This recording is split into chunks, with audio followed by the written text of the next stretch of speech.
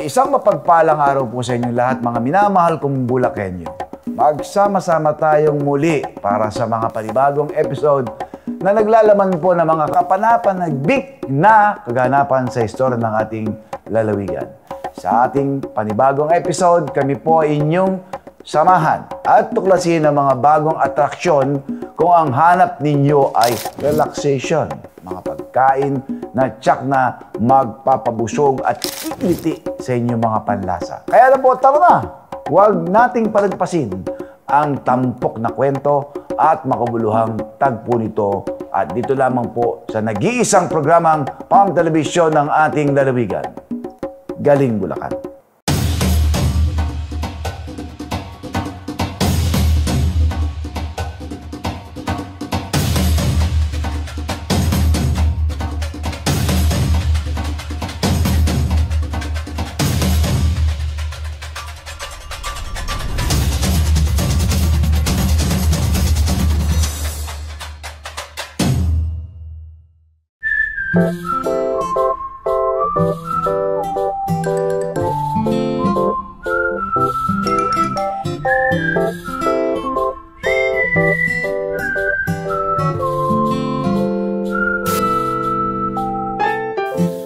Korean food po ba ang inyong cravings, mga Bulakenyo? Tulad po ng ramyeon. Well, let us discover a world of delicious snacks, refreshing drinks, and ready-to-eat meals.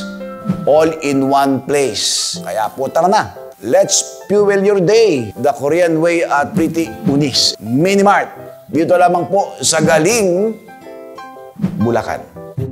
Ang impluwensya ng Korea sa Pilipinas pagdating sa pagkain ay naging kapansin-pansin sa mga nagdaang taon. At kung gaano nga tayo inaliw ng K-pop at pinaiiyak ng K-drama, gano'n na lang din tayo takamin sa kanilang mga pagkain. At pag sinabi mo nga ang Korean food, ay talaga namang #1 sa ating cravings ang ramyun. Kaya naman let's discover a world of delicious snacks, refreshing drinks, and ready-to-eat meals, all in one place, here at Pretty Unis Minimart. Fuel your day the Korean way. Ang Pretty Unis Minimart po ay base po sa tatlong kapatid po ng may-ari ng store na si Sir Oliver. Bali, ang Pretty po ay tinutukoy sa Tagalog na salita na maganda. Ang Unis naman po ay kanyang mga ate. Nag-offer po kami ng mga Korean goods katulad po ng mga noodles, ramen, kimchi, seaweeds, tsaka mga beverages, tsaka ice cream po. Pagpasok pa lang, ay agad-agad nabubungad sa iyo ang kanilang self-cooking ramen station. For only 20 pesos, maaari mo nang lutuin ang iyong paboritong ramyun. Pwedeng-pwede ka ding mag-add ng toppings. Just add 10 pesos sa bawat topping na iyong mapipili. Step 1. Choose the noodles that you want to cook. Step 2. Prepare the noodles and add the toppings of your choice. Step 3. Proceed to cooking. Press 1 for soup, 2 for dry stir, and 3 for tteokbokki. Step 4. Wait for it to cook. Step 5. Once it's done, pair it with your favorite Korean drink. K-drama feels talaga.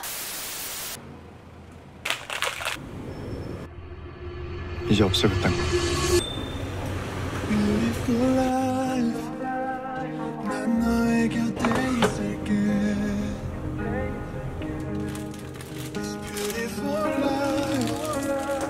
너의 뒤에 서 있을게. Beautiful life. 하늘 아래 너와 있다면 숨 쉬는 것만으로도 좋아. It's beautiful life, beautiful day. 너의 기억에서 내가 살 텐데. Beautiful life, beautiful day. Bukod sa kanilang Korean foods, papawiin din nila ang iyong uhaw, Pretty Unis Milk Tea Station.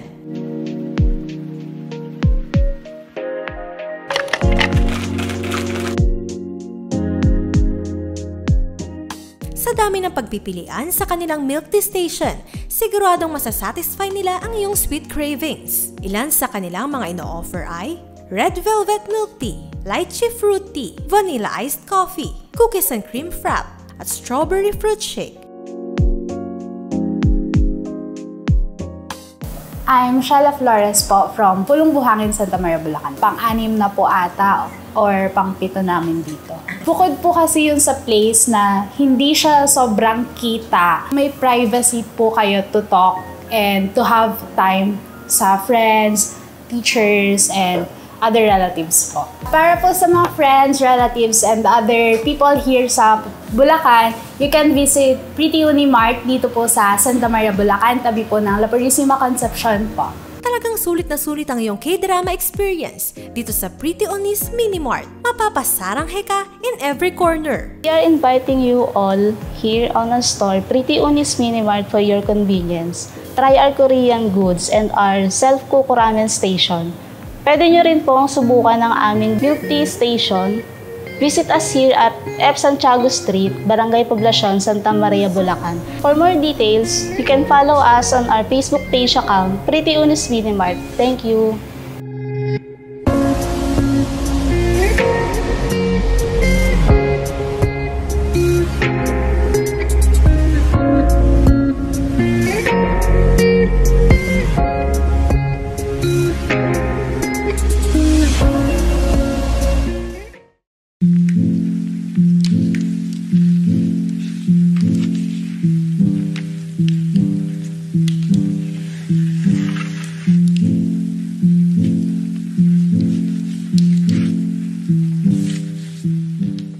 Familiar po ba kayo sa taxidermy? O ang ibig sabihin po ng salitang ito ay preserving fetus disease, body seems alive with some artistic touches. Yan po yan. So sa bayan po ng Angat ay matatagpuan ng isang lugar kung saan ay nagsasagawa po sila ng taxidermy sa mga yumaong hayop tulad po ng aso, pusa, unggoy, manok, kalabaw, at marami pang iba. Ayan po. Samahan nyo kami. Ayan po. Sa Pet Eternity. Taxidermies in action on its finest. Para sa mga pet lovers na may alagang yumao na at nais ay makasama pa din sila na nakaayos sa kanilang likas na anyo. Sagot ng Pet Eternity yan. Sila ay may kasanayan sa taxidermy. Isang sining at proseso ng pagpepreserba at pag-aayos ng mga hayop upang mapanatili ang kanilang anyo.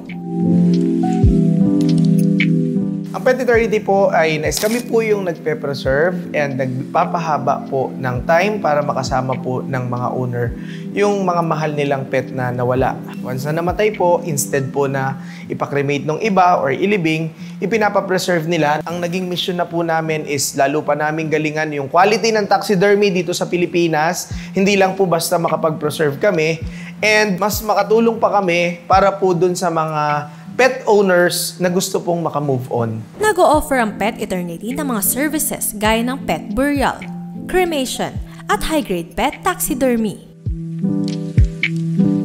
Ang process po ng taxidermy ay nagsisimula po sa bahay ng mga pet owners. Dapat po, once na mamatay po yung pet, right after po na mangyari yon at nakaplan po sila na magpa-taxiderm, ilagay po nila agad sa ice box and then lagyan po ng ice and then contact po sila sa Facebook page namin para mai-assist po sila. Pagdating naman po dito sa amin, first is i-assess po namin sila, yung mga pets, if it is doable or not. If not, sasabihin din namin na isa-suggest namin for cremation. That's the reason why nagkaroon po kami ng service ng cremation. After po nun, papaliguan po natin siya para po mawala yung dumi and other bacteria. Mag-initial treatment po tayo para po yun pong fur o yung mga hairs or feathers nila ay kumapit po dun sa balat nila once po na mag-dry. 2 weeks, idadry po natin sila. Tapos po, magkakaroon po ulit ng second treatment. After po ng second treatment, dito na po papasok yung positioning. Depende po yung position doon sa may-ari at depende sa pet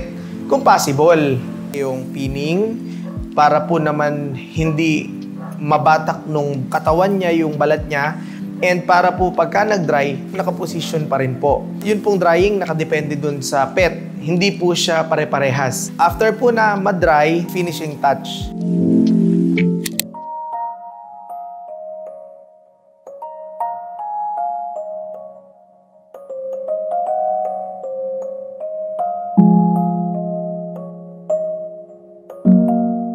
The biggest and the unique na ginagawa po namin ngayon is si Mali. Biggest because elephant, wala naman pong ibang mas malaking animal na dito sa ating bansa, maliban sa kanyan. Bakit po naging unique? Kasi syempre, kinuha po namin si Mali for free. Naniniwala po ako na si Mali ay part po ng Philippine legacy. Walang Pilipino na nagpunta ng Manila Zoo from 1980 up to hanggang mawala po si Mali, hindi po siya kilala. Imposibleng wala pong memories or picture kay Mali.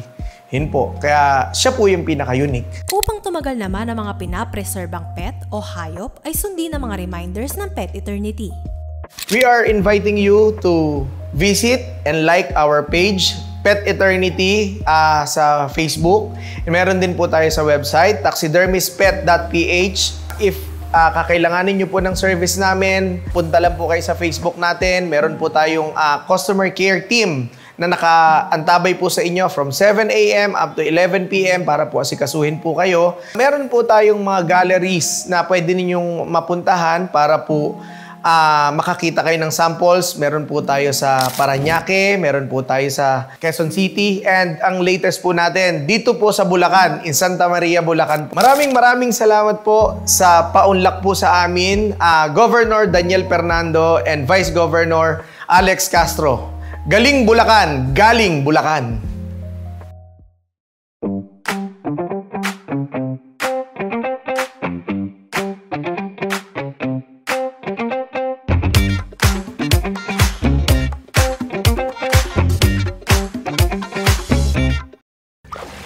Naghahanap po ba kayo ng ultimate relaxation experience?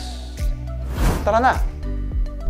Tamahan niyo ako at mag-enjoy tayo sa isang private pool resort sa lungsod po ng Baliwag na talaga naman pong mapapawaw ka sa American home-inspired resort nila.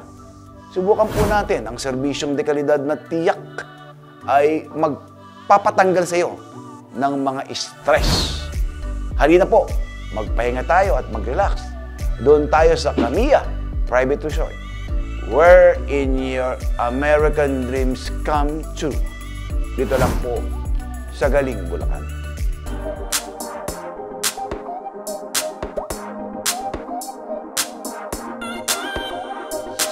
Mga Bulakenyo, nais mo bang matupad ang matagal mo nang pinapangarap na American Dream House? Maaari mo nang ma-experience yan sa Camilla Private Resort na matatagpuan sa lungsod ng Baliwag sa tema nilang American Homestyle Resort. Halina't ating dayuhin!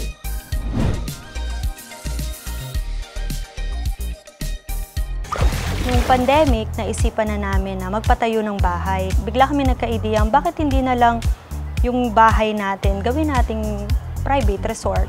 Kaya na, dyan na nabuo ang Camilla Private Resort. From Camilla Street, kaya nabuo ang pangalang Camilla.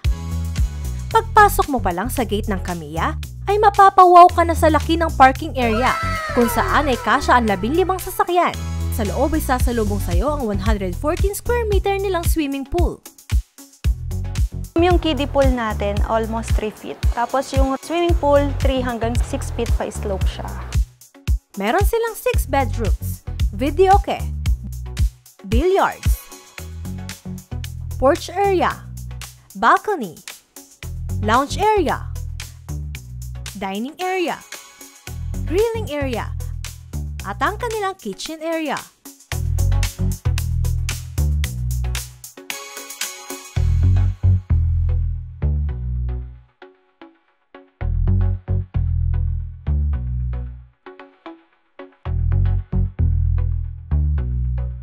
Meron din silang refrigerator, water dispenser, rice cooker, utensils, at griller na pwedeng magamit ng mga bibisita dito. Flexible yung time pag weekdays. 4 years old, free, maximum of 3 kids. 350 pesos per head naman ang dagdag pag sumobra ang maximum capacity. Sa tingin ko, ang kaibahan ng Camilla sa ibang private resort, yung pagpasok pa lang ng guest, pag nakita niya yung lugar, napakatahimik. Kami pa lang yata ay nag-o-offer ng ganito kalaki na glass pool na hanggang 6 feet. Available ang resort sa mga events like wedding, seminars, team building, all occasions naman and events. Meron tayong function hall. Yung function hall natin can fit 50 to 60 packs, air-conditioned, minimum of 4 hours, for 4,000 naman siya. Kaya naman ano pang hinihintay niyo mga Bulakenyo? Isama na ang inyong pamilya at mga kaibigan. At tara na sa homey at relaxing na ambience ng Camilla Private Resort. Every corner is Instagrammable talaga. Come and join the fun, magpahinga at mag-relax sa Camilla Private Resort, wherein your American dreams come true. Iniimbitahan ko po kayo na bumisita sa Camilla Private Resort. Matatagpuan siya dito sa number 56, Camilla Street, Matangtubig, Baliwag, Bulacan. You can visit our page, Camilla Private Resort, or you may call us at 0947-979-0020.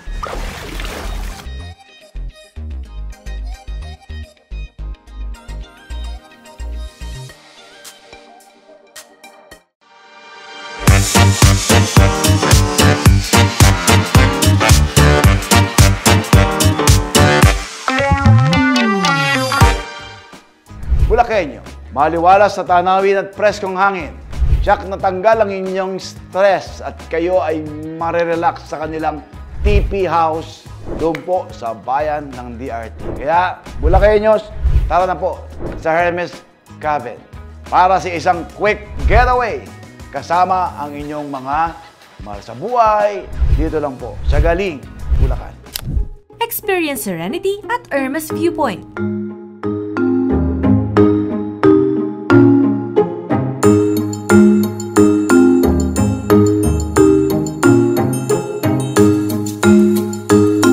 Narito po tayo ngayon sa Hermes Cabin na matatagpuan sa Kamalig, Barangay Kalawakan ng DRT. Una, nagsimula lang to na okay, pampamilya lang. And then unti-unti naisip namin na gawin na ito, i-open na ito sa public para ma-experience din naman nila yung katahimikan dito sa bulubundukin ng DRT.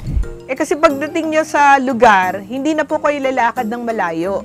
At pagdating nyo po, pwede na po kayo kaagad tuloy-tuloy na pumunta sa inyong mga assigned rooms.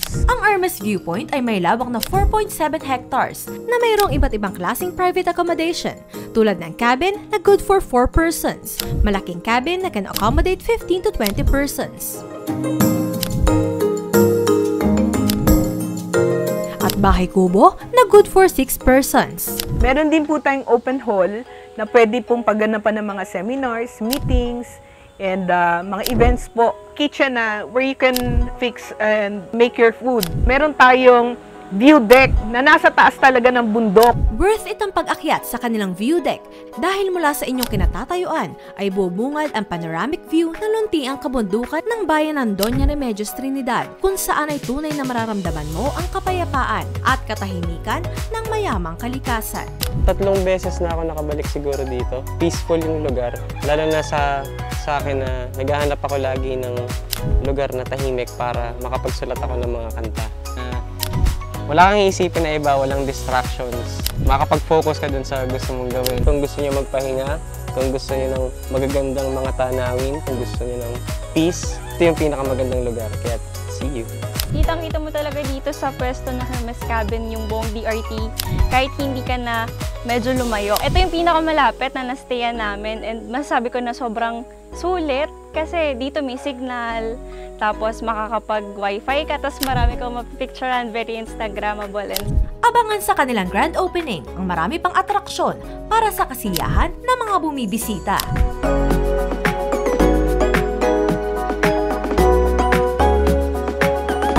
Ini-invite po namin kayo muli dito sa Hermes Cabin. Kung meron po kayo mga events like weddings, birthdays, or simply family bonding po dito po, inaanyayahan namin kayo muli dito sa Hermes Cabin para inyo pong maranasan din ang aming nararanasan ng kapreskuhan ng kapaligiran, malayo sa pollution at katahimikan po. Tena po dito sa ating lugar.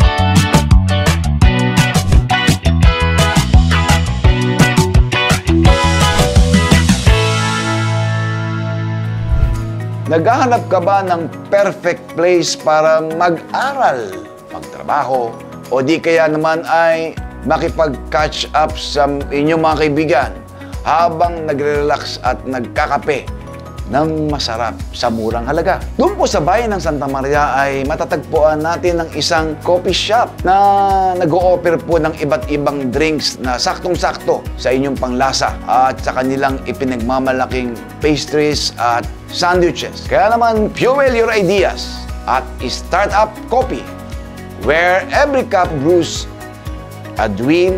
Dito lamang po sa Galing, Bulacan.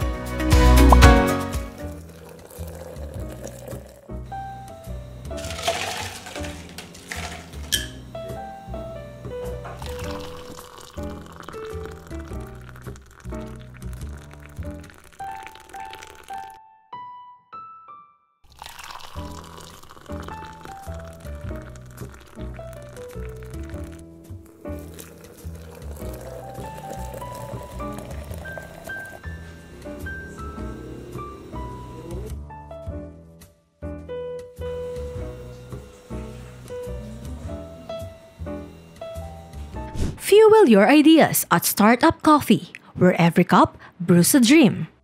Startup Coffee isn't just a name, it's a message of encouragement for every aspiring young entrepreneur. It's about growth, self-improvement, and taking that first step forward your journey. Startup now and Startup Coffee. Here at Startup Coffee, we offer wide selection of specialty coffee, non-coffee beverages, blended fraps, and fruit teas. Iced coffee,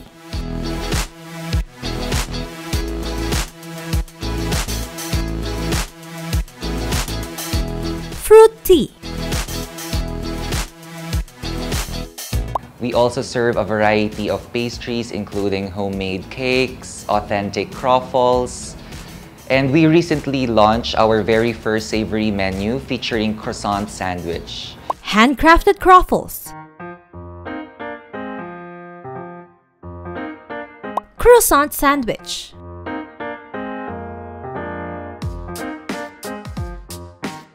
and delightful pastries. Second floor alfresco area can accommodate 24 packs, with our indoor area naman po has the capacity of 8 to 10 packs.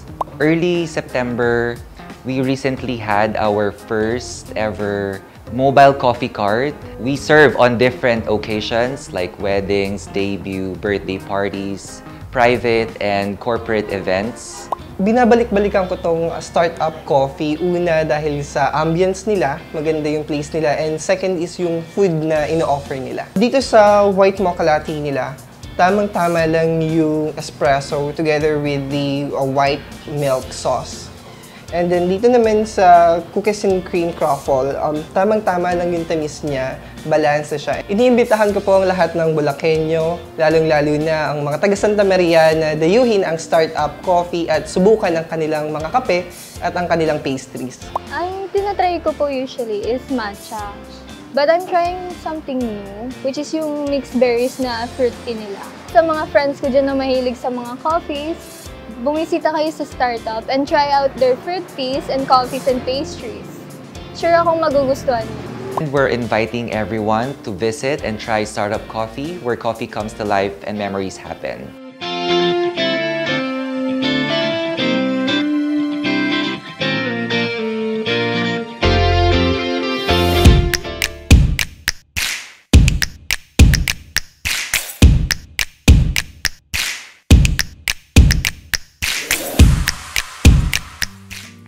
Gusto mo bang lumipad sa bansang Vietnam para makatikim ka ng mga authentic Vietnamese cuisine pero wala kang budget, kulang ka sa budget? Well, kung ikaw ay crave na at hindi na makapaghintay na makarating doon sa bansang Vietnam dahil wala kang pera, mayroon po tayo dyan sa bayan ng Kalumpit na tiyak na malalasahan nyo ang sarap ng tunay na Vietnamese cuisine. Kaya't huwag na pong mag-atubili pa at dayuhin at bisitahin nyo ang Mr. Po Viet. Dito lang po sa Galing, Bulacan. Para sa mga Vietnamese food lover dyan, hindi mo na kailangan pang bumiyahe sa Vietnam upang matikman ang masasarap na pagkain dito. Dahil sa Bulacan, ay matitikman nyo na ang iba't ibang authentic Vietnamese dishes na talaga namang inyong babalik-balikan.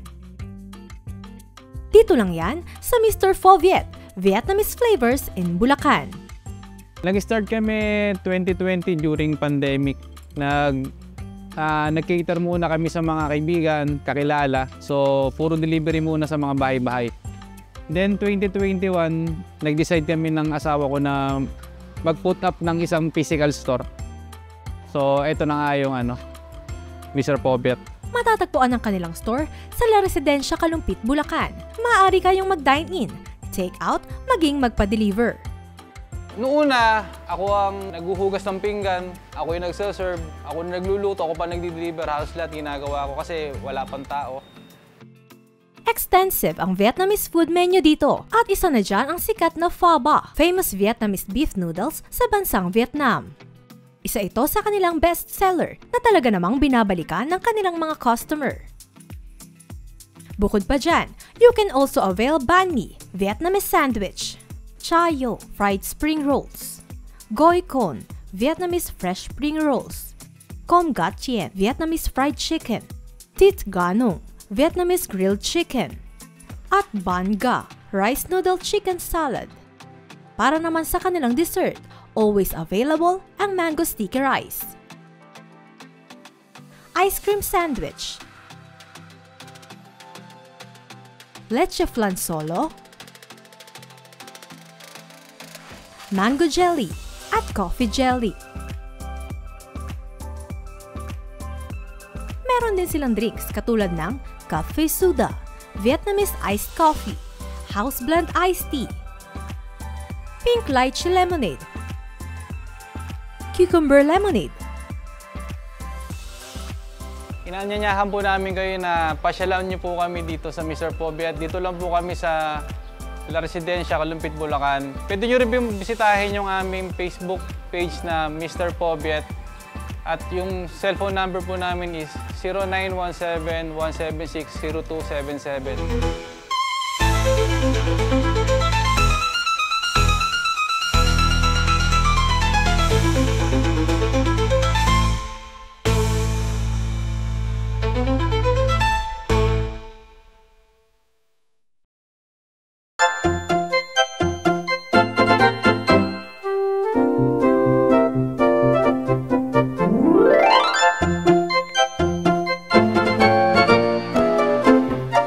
Mula po sa mga recycled materials, gaya po ng karton at paper cups, makakalikha po tayo ng makukulay na dekorasyon para sa mga opisina, paaralan at ating tahanan. Ang mga produkto po ng susunod nating tampok na istorya, gaya po ng Christmas tree, flower decors, at pencil holders, ayan po, ay nilikha po ng ating mga kabataan sa Tanglaw Pag-asa Youth Rehabilitation Center. Ang pagkatangkilik sa kanilang mga likha ay isang makabuluhang paraan upang maging tanglaw tayo sa kanilang kinabukasan. Kaya suportahan natin sila dito lamang po sa Galing, Bulacan.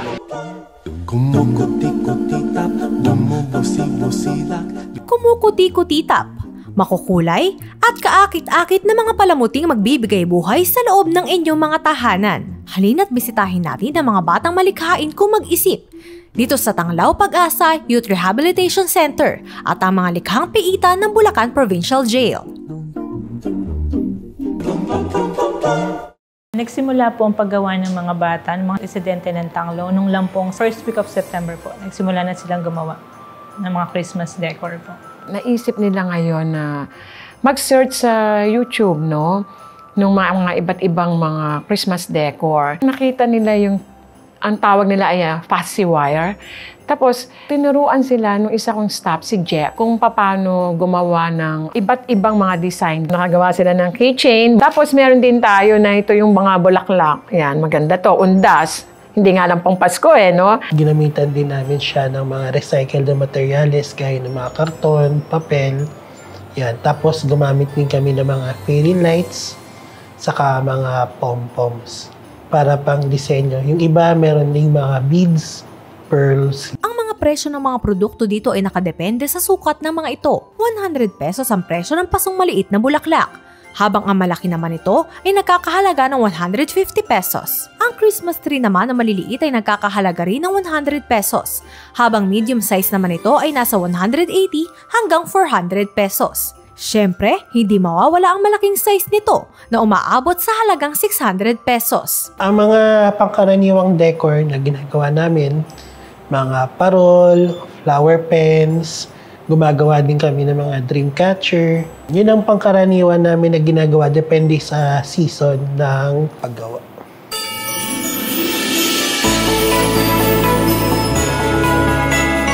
Kapag pinagtulong-tulungan po kasi siya, kaya pong makatapos ng 10 puno sa isang araw.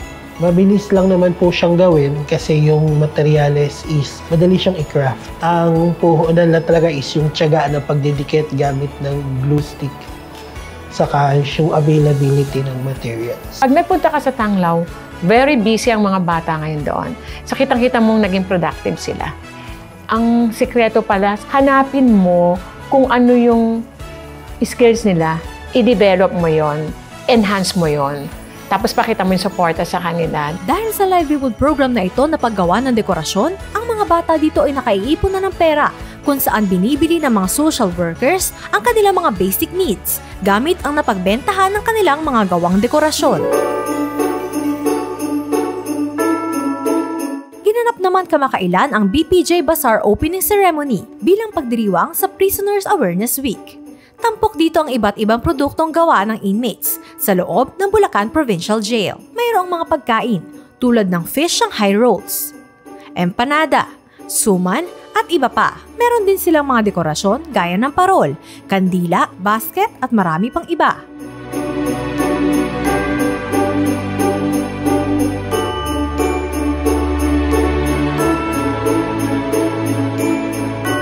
Inaninyahan ko po ang lahat ng mga Bulakenyo at Bulakenya na tumangkilik po ng mga produkto na gawa ng aming mga CICL na nandito ngayon sa center. Malaking tulong po ito sa kanila. Pwede naman po kayong pumunta dito. Pwede po kayong mag-walk-in or through order. Meron po tayong FB page, yung Pag-asa Youth Rehabilitation Center. Sa aking mga anak sa Tanglaw Pag-asa Youth Rehabilitation Center, mga anak, alam nyo naman sa tagubilin ng ating punong lalawigan na si Governor Daniel, kailangang ma-rehab kayo talaga dyan sa pamamagitan ng mga iba't ibang intervention program. Kami naman dito ay umasa kayo na lalo pa naming pagbubutihan na maramdaman ninyo na kami yung inyong second family. At lalong-lalo na nga si Gov, gustong-gusto niya na maayos kayong mabuti dyan, maibigay yung tamang programa kung saan ay yung inyong mga pangarap, mata mo. Dahil naniniwala tayo, walang perfecto sa mundong ito. Kahit sino ay po pwedeng magkamali, pero there is always a second chance.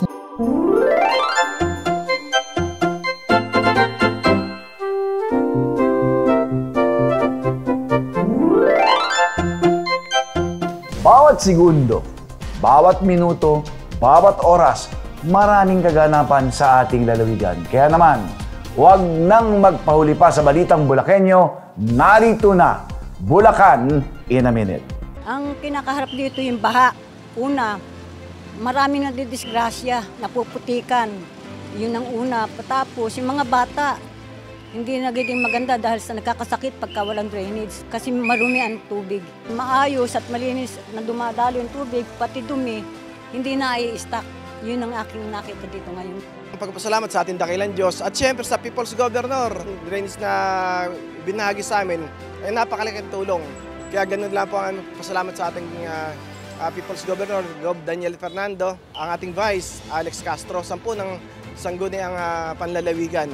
Yung ating drainage, ito po ay nakuha natin dahil sa ating pagtutulungan. Dahil ang pamahalaang lalawigan ay ginawaran muli ng 8 sunod-sunod na Seal of Good Local Governance. So sinisimulan po natin ang bagong taon sa pagkapasinayan ng bagong biyaya mula sa ating Panginoon. Ito po ang inauguration of the newly constructed drainage system in sa Barangay Palasangan.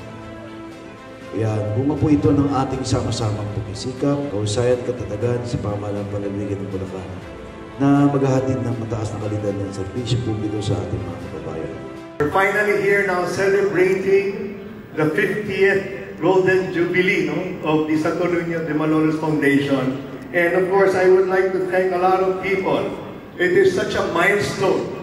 And we are very proud of how beautiful the setup of this main exhibit is tonight. And we have over about 465 exhibitors who brought their Santo Niños as a showcase. Maraming salamat po. Magandang gabi po sa inyo lahat.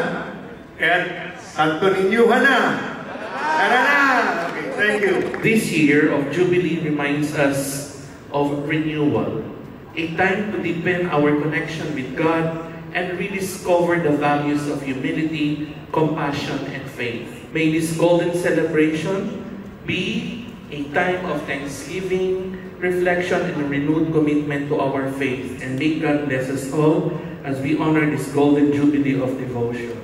Viva Señor Santo Niño. Itaas po natin ang pinakamataas na pagpurit at salamat sa Panginoon sa malaking biyayang ito. Isang makasaysayang patunay na ang Santo Niño ay mahalagang bahagi ng ating pananampalataya at araw-araw na pamumuhay bilang mga Bulakenyo. Pulisan po natin na ang taong 2025 ay maging mayamong sa lalawigan ng Bulacan. At ipagtiyak natin ang ating pamilya na maging maayos sa taong ito, 2025. Again, sa Santo Niño de Malolos Foundation, congratulations po sa inyo lahat. Maraming salamat po. God bless you. Viva Santo Niño! Opisyal nang inilunsad ng GSIS Bulacan Branch ang kanilang 360 Digital Business Center, isang makabagong pasilidad na naglalayong gawing mas mabilis, mas madali at mas epesyente ang bawat transaksyon para sa mga miyembro at pensioners. Sa tulong ng teknolohiyang ito, asahan ang mas maayos at dekalidad na serbisyo para sa publiko na naglalayong maghatid ng mas maginhawa at inklusibong karanasan para sa lahat ng mga kliyente. Ang pagpapasinaya ng 360 Digital Business Center ng GSIS Bulacan Branch ay pinangunahan ni na Vice President Rodrigo Manuel ng GSIS North Luzon Office at Branch Manager Maylene De Coronongan ng GSIS Bulacan. Isa po itong Digital Business Center. Ito po ang paraan na para makita nila ang kanilang mga records ngayon. Kung gusto po nila makapag-transact ng mga tentative computations ng kanilang loans and claims, and even yung kanilang pag-a-apply na po ng loan transactions, pwede na rin po through the GSIS Touch. Ang ating po mga members and pensioners, once na pumunta po sila sa GSIS, they can proceed with this DBC. At kung hindi po sila naka-enroll, hindi po sila registered sa ating GSIS Touch, ang aking mga personal po dito ay nakikinig sa kanila. At dito po sila i-enroll sa ating DBC. Muli ang taus-puso kong pasasalamat sa lahat ng naghirap at nag-ayos, especially sa lahat ng aking mga team sa GSIS Bulacan at sa lahat po sa inyo na nandito ngayon. Mabilis siya, ginhawa, less stress. Within fingertips, makakapag-apply ka na o mga claims mo, madali nang makita. Magandang ginagawa ng GSIS, hindi ginagawa na talagang nalang digital para mabilis ang transaction. Bukod sa mga serbisyong handog ng 360 Digital Business Center, maaaring ma-access ng mga miyembro at pensioners ang kanilang account gamit ang GSIS Touch mobile app. Sa pamamagitan ng pag-download ito sa smartphone, maaari na magawa ang iba't ibang transaksyon tulad ng pag-check ng loan balances, pagkuha ng records, at pagsusumite ng iba't ibang request nang hindi na kailangan pumunta sa opisina. Ang mobile app na ito ay nagbibigay daan sa mas mabilis, mas maginhawa at ligtas na paraan ng pakikipag-ugnayan sa GSIS, anumang oras at kahit saan. Ngayong araw ay inugunita din natin ang 98th birth anniversary ng ating ginagalang na bayani, dating Senador Blas Ople. Nakipaglaban para sa mga manggagawang Pilipino. Ay patuloy tayong magkaisa. Ang susi sa pagpunlad ay pagkakaisa. Ako po ay nagpapasalamat sa ating pong Governor Daniel Fernando at si Vice Governor Alexis Castro dahil po sa pagkakataong ito na diniklara ang February 3 bilang paggugunita sa birth anniversary ng aking ama, si God Blas Ople. Yung Ople Day 2025, napakaganda po ng tema. Lingkod bayani sa kanyang panahon, inspirasyon sa bayan ngayon. Tunay na isang inspirasyon ang buhay ng aking ama, lalo na po sa larangan ng paglilingkod bayan. Kami po ay nagpapasalamat, Gop, dahil dami pong hinahin ng mga activities sa araw na ito.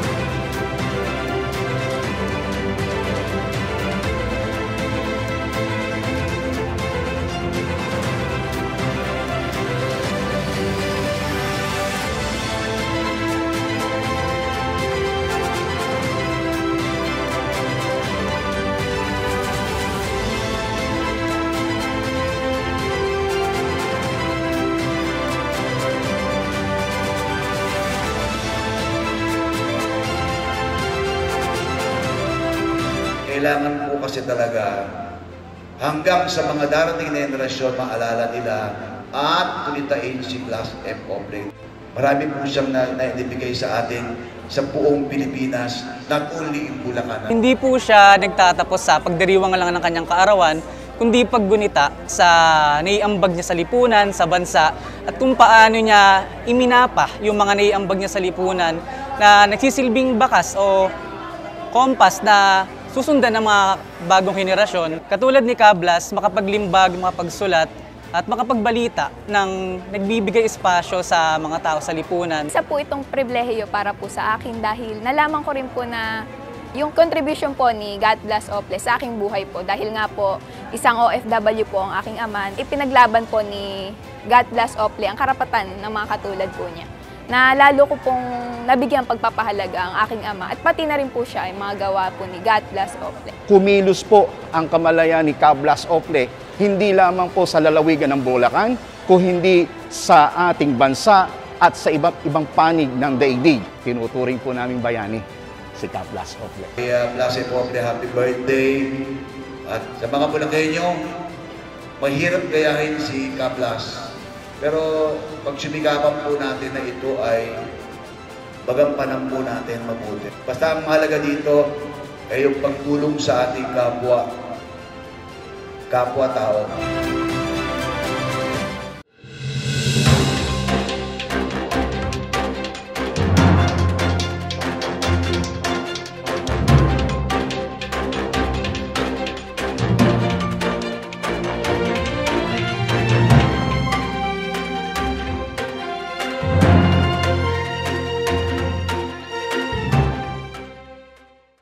Bilang pagpapatuloy pa din, Miss Allen, Miss Tino, ay tatalakayin natin yung mga vaccine preventable diseases natin kanina na napahapyawan natin, no, yung mga sakit na maaari pong makuha ng isang bata kapag wala po siyang bakuna. So mabilis lang naman po ito, no?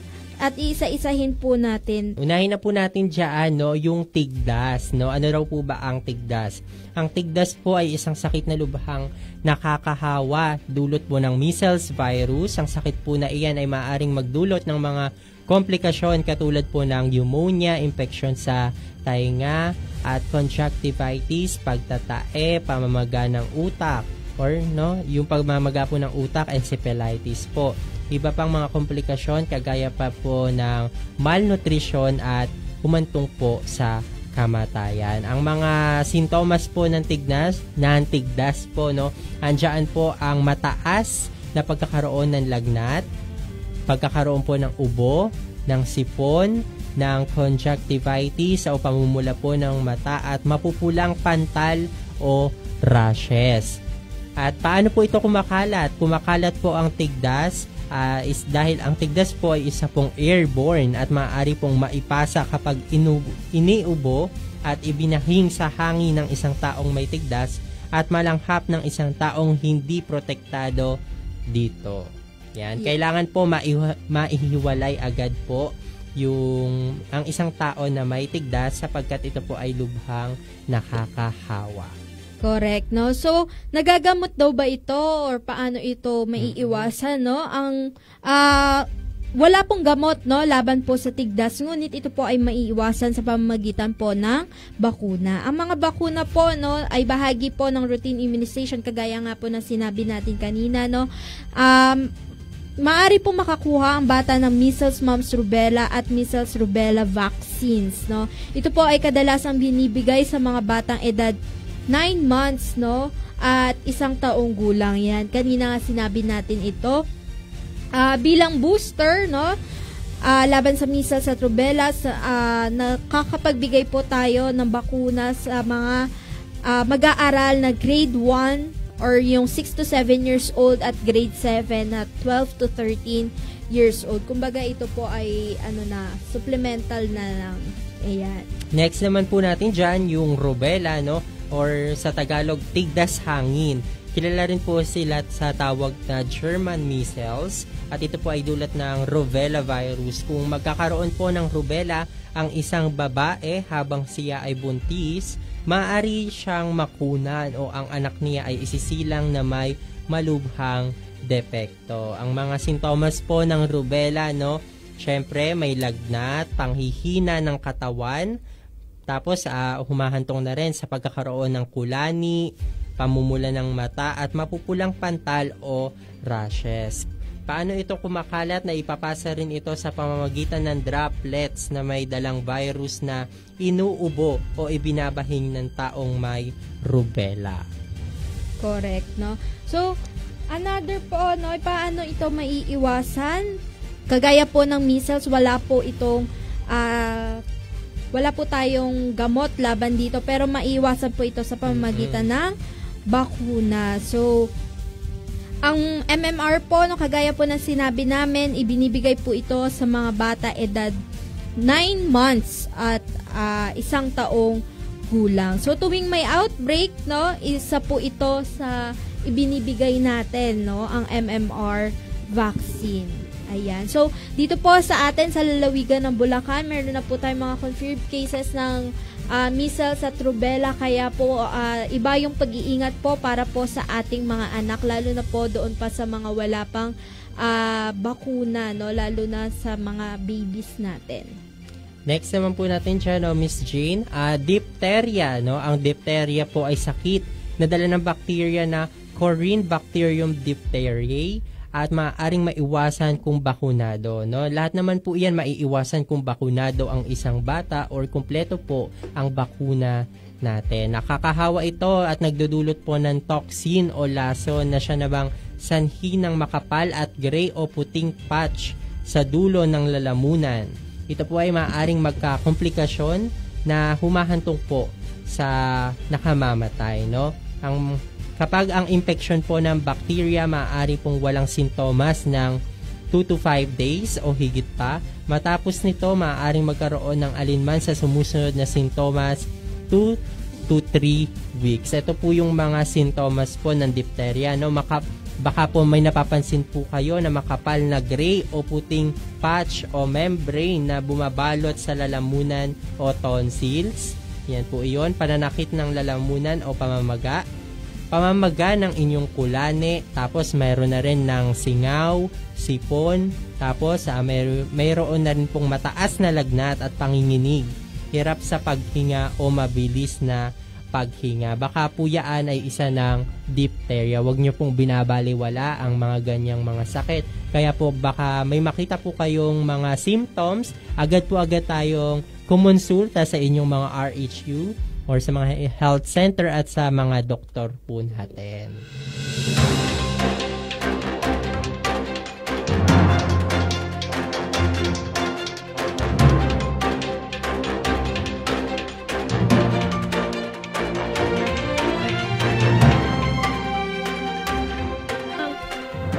Tell me naman na hindi kayo nagkaroon ng kahit papano ng conflict.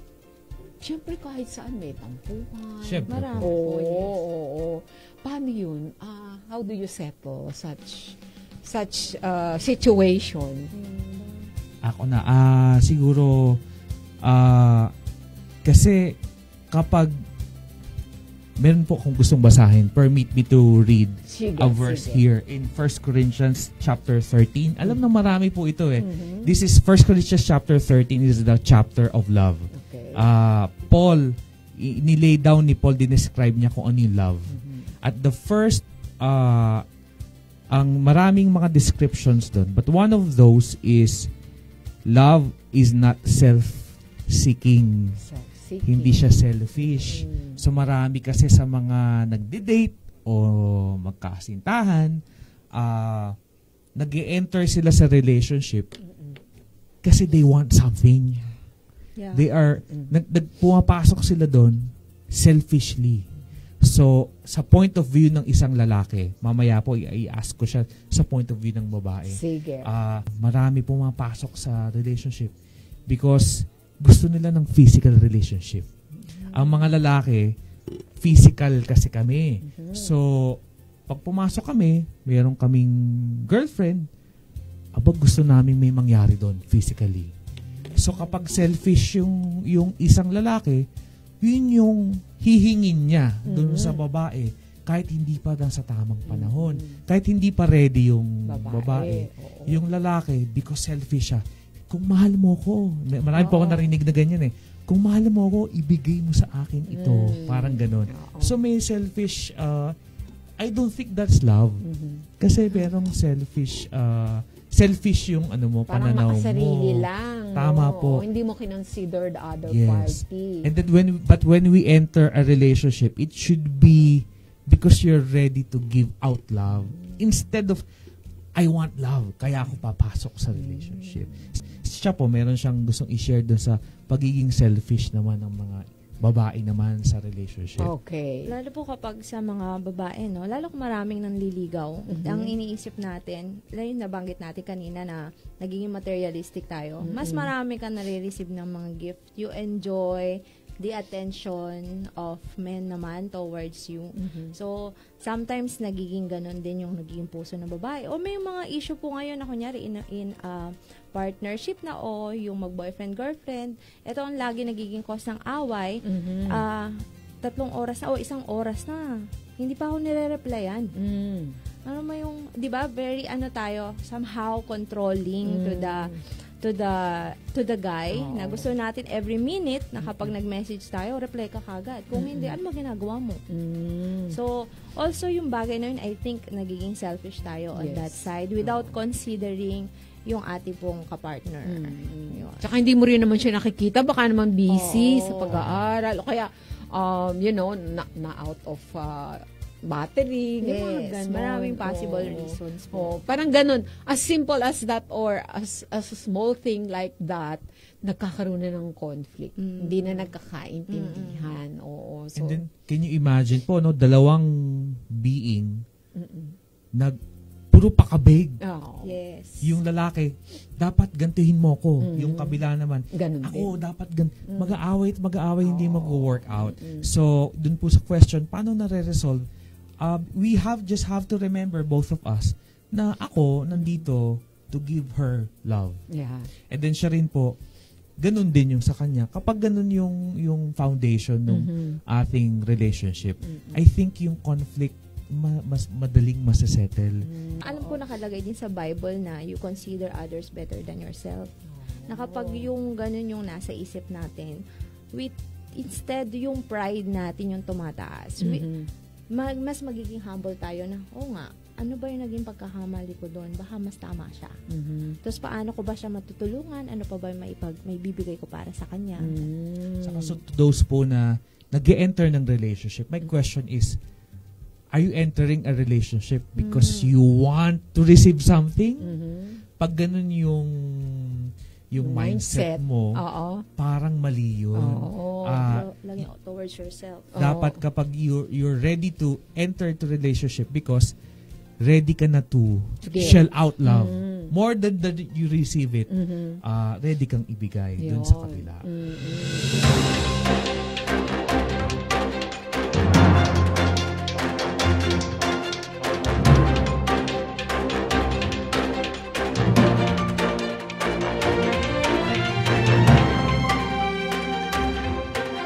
At dumako naman po tayo sa ating susunod na balita.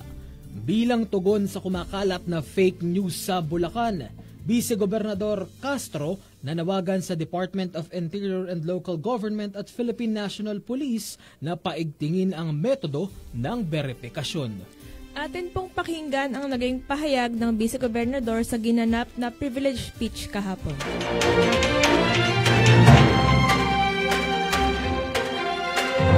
Maraming salamat po, Ginoong Tagapangulo, sa ating po mga kasama, mga kasangguni na narito ngayon. Isang magandang hapon po sa ating lahat. Ako at sa ating po mga bisita na nandito po sa buluwagan natin ngayong hapon ito. Ako po ay tumindig ngayon ang matter of personal and collective privilege upang magbigay paalala sa ating pong mga kababayan tungkol sa kahalagahan ng pagiging responsable sa paggamit ng social media, lalo na sa pagpapakalat ng impormasyon tungkol sa umano'y krimen dito sa Bulacan. Sa mga nakaraang linggo, nagripa na po sa Facebook, TikTok, at iba pang social media platforms ang mga posts tungkol sa mga di umano'y krimen sa ating lalawigan. Sa isang post po ay makikita ang mga katagang hindi safe sa Bulacan. Ako po, kung dumaan po sa feed niya itong mga nakaraang araw. Sa comment section po nito ay naglalaman ng mga di umano'y mga krimen na nangyari sa iba't ibang bayan sa Bulacan, tulad ng San Miguel, Baliwag, Pulilan, San Jose del Monte at Marilao. May mga post din po tungkol sa mga di umano'y puting van. O itim, may puti, merong itim, na umiikot sa ating lalawigan upang manguha ng bata, manguha ng mga dalaga, ng mga kabataan. Ang mga nasabing post po ay umani ng madaming reaksyon at shares hanggang sa kasalukuyan dahil nangangamba po sila sa seguridad ng kanilang mga anak. Ngunit marami sa mga ito ay wala pong verifikasyon o kumpirmasyon mula sa ating mga kapulisan o anumang opisyal ng ahensya ng ating pamahalaan. Bagamat mahalaga ang pagbibigay ng babala o awareness sa ating mga publiko, ang pagpapakalat po ng mga peking balita o hindi verifikadong impormasyon ay may seryosong epekto na maaaring magdulot ito ng takot, galit, maling akusasyon at kaguluhan sa ating komunidad. Ito din ay nakakasira sa imahe ng ating minamahal na dakilang lalawigan ng Bulacan. Kaya nais ko po ipabatid na hindi lamang po ito isang simpleng issue ng pagiging responsable sa social media. Ang pagpapakalat po ng mga peke o maling impormasyon ay illegal po na pananagutan sa ating bansa, sa ating batas. Sa panahon ngayon, ang social media ay isang makapangyarihang kasampapan. Ngunit kung ito po ay gagamitin sa pagpapakalat ng mga maling impormasyon, maaari itong magdala ng takot, galit at hindi pagkakaunawaan. Kaya naman po, bago tayo mag-share ng anumang post, magtanong po muna tayo. Parang sabi na, think before you click. Hindi yung share tayo ng share. Totoo ba? May kumpirmasyon ba ito mula sa opisyal o sa mga ahensya ng gobyerno? Ano ang maaaring mag-epekto nito ng mga post na ito sa ibang tao?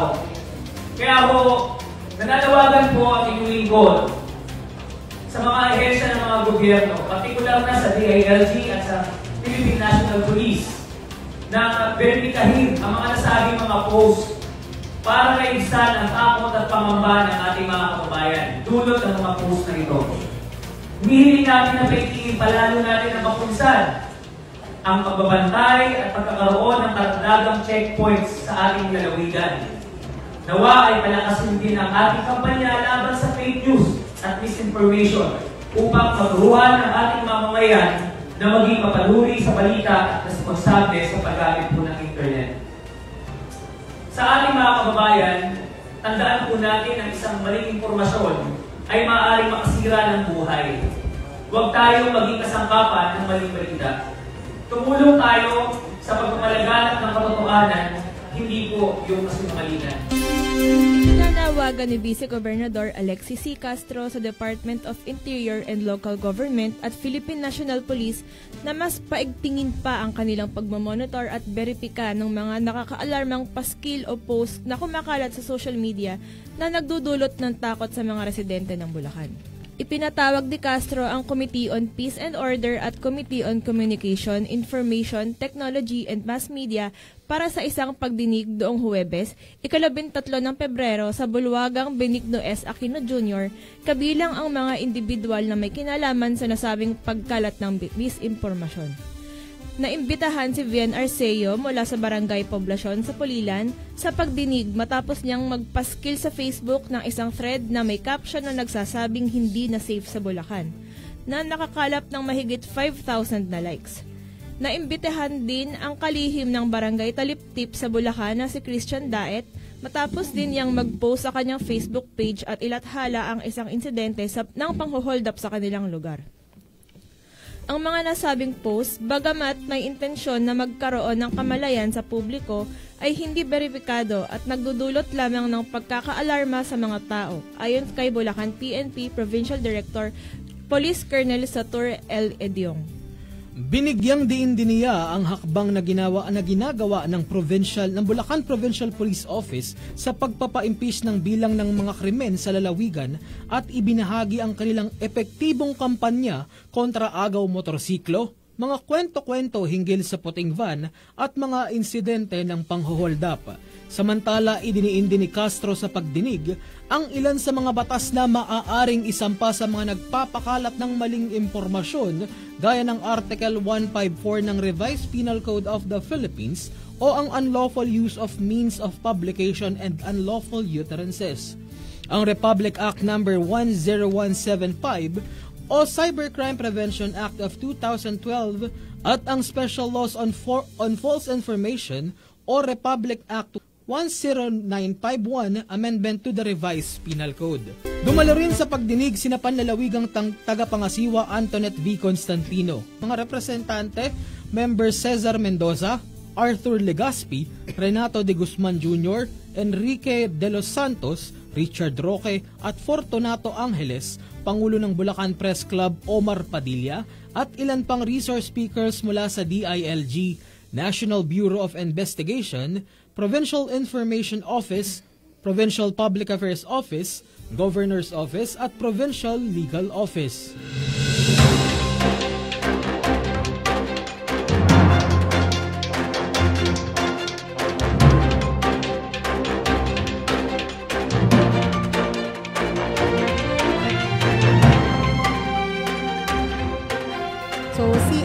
Si Down syndrome is a genetic disorder siya, diba? Okay. So, ano naman po yung legal basis nito at anong tema natin for this year? Una, yung legal basis ng National Down Syndrome Awareness or Consciousness Month na parehong ginagamit yung term na yon, pero kanina tinry natin i-differentiate, almost same yung meaning nila. Kasi pag sinabing consciousness is a state of awareness. Pag sinabi namang state of awareness, yun yung knowledge na involved na alam natin. Ngayon, ang legal basis ng ating Down Syndrome Awareness and Consciousness Month celebration ay ang Proclamation number 157 Series of 2002. So, sir, ano ba yung para sa kaalaman ng lahat, ano yung Down Syndrome? Okay. Ang Down syndrome ay, yun nga, kanina nabanggit na rin ni Ate Dayan, isa itong genetic condition. usually ang tao, pag sinabi kasing genes and chromosomes, meron tayo niyan, each individual. So, pag sinabing genes, ito yung composed of chromosomes. Ngayon, yung chromosomes, may mga identity yan, may mga code yan. Pagdating sa genes, nandun naman yung DNA, pag naririnig nyo. So, masyadong technical. Ngayon, ang isang human being, meron tayong total of 46 chromosomes. Pero pag pair siya, 23. So, usually ganon.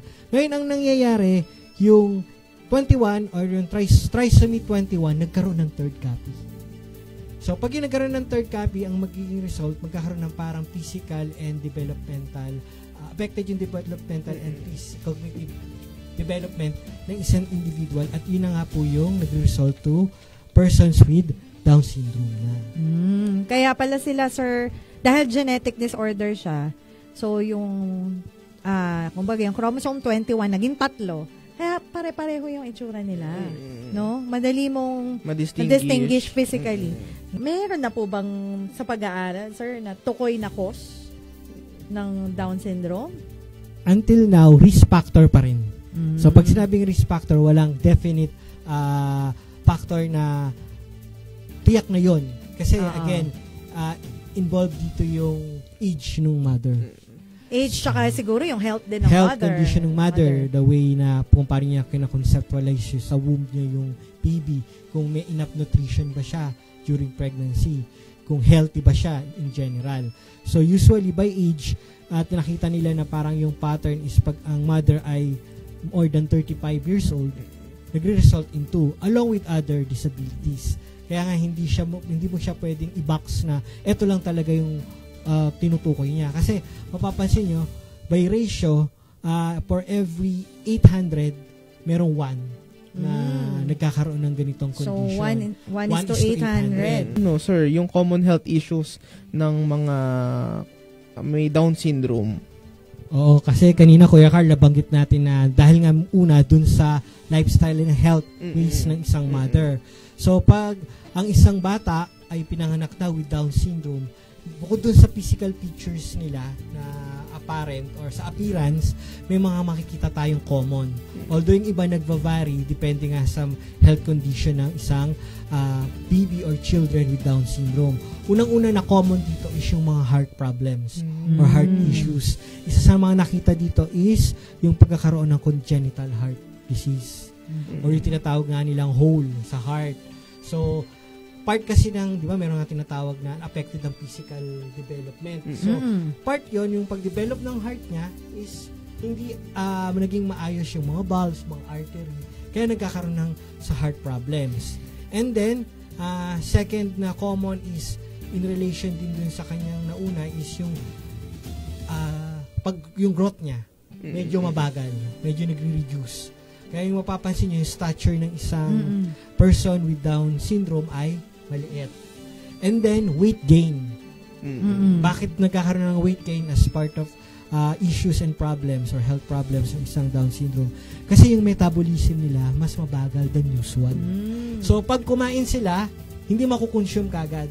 Tapos, ang isa pa rin nating mapapansin dyan is during yung kanilang age, kasi yung life expectancy. Ayun, yung lifespan nila. Lifespan nila is matagal na yung umaabot ng 60 years old. Oo nga, parang kukunti nga yung nababalitaan ko na umaabot talaga ng senior years. Pero kasi, meron pa din. Meron, oo. Pero ilan, parang konti nga lang.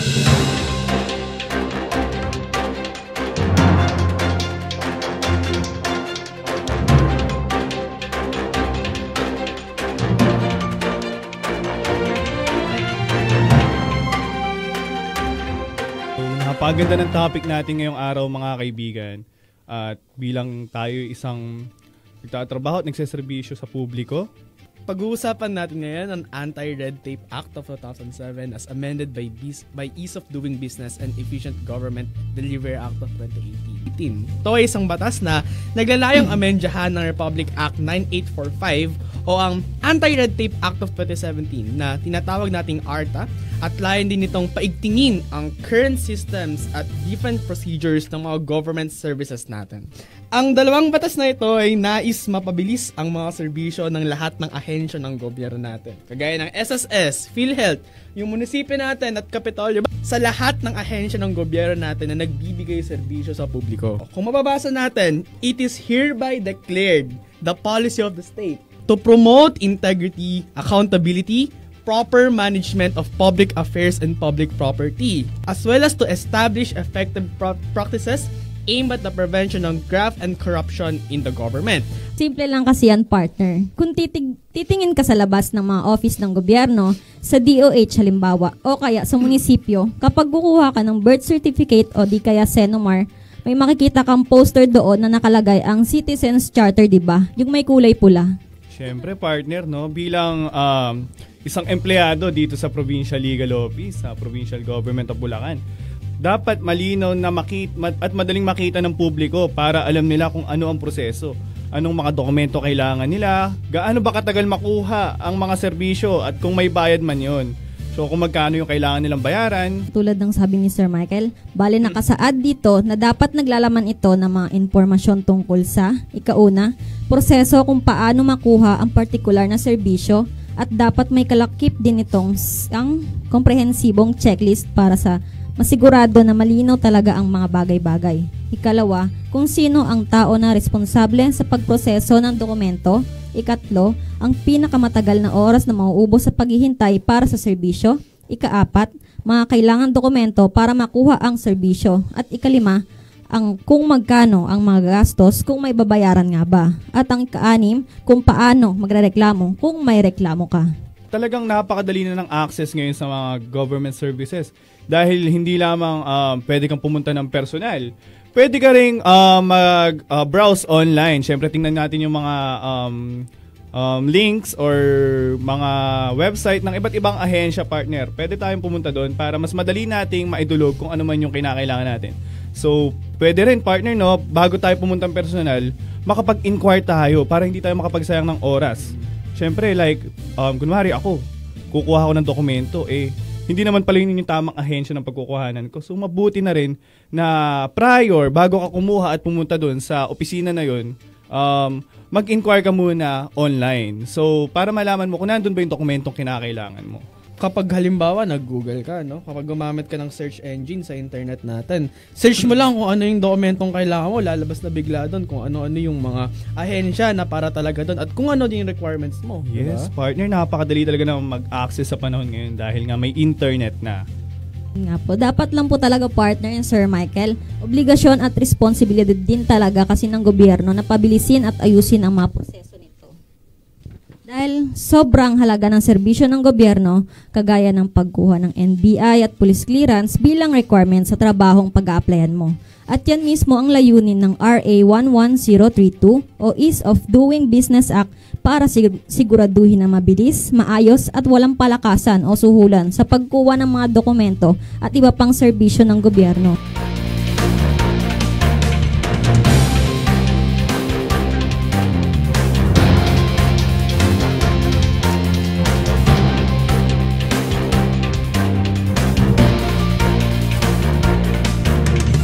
Mga Bulakenyo, isa na namang makulay na episode ang ating pinagsalu-saluhan, mga minamahal kong Bulakenyos. Naway marami kayong natuklasan at natutunan mula sa mga kwento at tampok sa ating panibagong episode. Huwag po nating kalilimutan patuloy na suportahan at pagmalaki ang sariling atin. Sama-sama po nating itaguyod ang ganda, talento at kultura ng ating minamahal na lalawigan. Bilang inyong lingkod, kasama ang pamahalaang panlalawigan ng Bulacan, buong puso po tayong nakikisa at sumusuporta upang mas lalo nating mayangat ang antas ng ating lalawigan. Hanggang sa susunod na episode, dito lamang po sa Galing Bulacan.